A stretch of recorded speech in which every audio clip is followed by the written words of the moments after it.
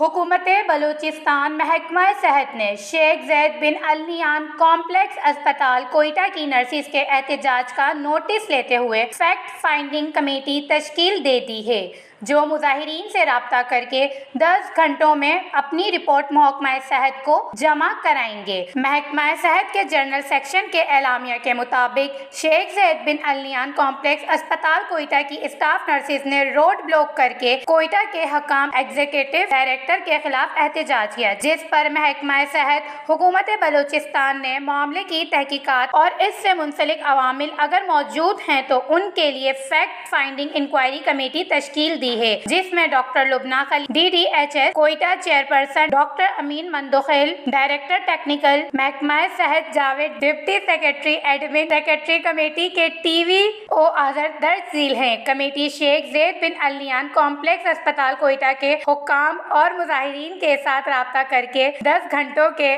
اندر محکمہ صحت کو رپورٹ جمع کروائیں گے۔ وش نیوز کوئٹہ۔